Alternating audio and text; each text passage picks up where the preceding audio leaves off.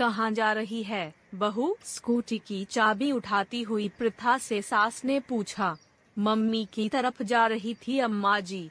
अभी परसों ही तो गई थी। हाँ, पर आज पापा की तबीयत ठीक नहीं है, उन्हें को दिखाने ले जाना है। ये तो रोज का हो गया है, एक फोन आया और ये चल दी। बहाना चाहिए पीहर जाने का, सास ने जाते जाते प्रथा को सुनाते हुए कहा। हम तो पछता गए भाई, बिना भाई की बहन से शादी करके सोचा था। चलो बिना भाई की बहन है तो क्या हुआ, कोई तो इसे भी ब्याहेगा। अरे, जब लड़की के बिना काम ही नहीं चल रहा तो ब्याह ही क्यों किया। ये सुनकर प्रथा के तन बदन में आग लग गई। दरवाजे से ही लौट आई और बोली, ये सब तो आप लोगों को पहले ही से पता था ना अम्मा जी, कि मेरे भाई नहीं है, और माफ करना, इसमें एहसान की क्या बात हुई। आपको भी तो पढ़ी लिखी कमाऊ बहू मिली है। लो, अब तो ये अपनी नौकरी और पैसों की भी धौंस दिखाने लगी। अजी सुनते हैं। देवू के पिताजी सास बहू की खटपट सुनकर बाहर से आते हुए ससुर जी को देखकर सास बोली, पिताजी मेरा ये मतलब नहीं था, अम्मा जी ने बात ही ऐसी की कि मेरे भी मुंह से भी निकल गया, प्रथा ने स्पष्ट किया। ससुर जी ने कुछ नहीं कहा और अखबार पढ़ने लगे।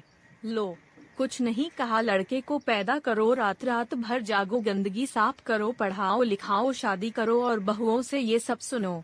कोई लिहाज ही नहीं रहा छोटे बड़े का। सास ने आखिरी अस्त्र फेंका और पल्लू से आंखें पोंछने लगी। बात बढ़ती देख देवाशीष बाहर आ गया। ये सब क्या हो रहा है अम्मा?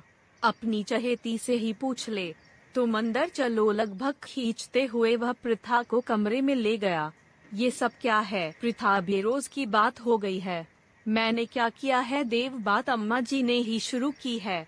क्या उन्हें नहीं पता था कि मेरे कोई भाई नहीं है? इसलिए मुझे तो अपने मम्मी पापा को संभालना ही पड़ेगा, प्रथा ने रुआंसी होकर कहा।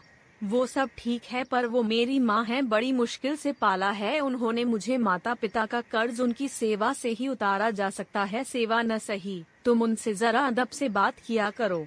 अच्छा, बाहर हुई सारी बातचीत में तुम्हें मेरी बेअदबी कहाँ नजर आए? तुम्हें ये नौकरी वाली बात नहीं कहनी चाहिए थी। हो सकता है मेरी बात करने का तरीका गलत हो, पर बात सही है देव, और माफ करना, ये सब त्याग उन्होंने तुम्हारे लिए किया है, मेरे लिए नहीं। अगर उन्हें मेरा सम्मान और समर्पण चाहिए तो मुझे भी थोड़ी इज्जत देनी होगी। स्कूटी की चाबी और पर्स उठाते हुए प्रथा बोली।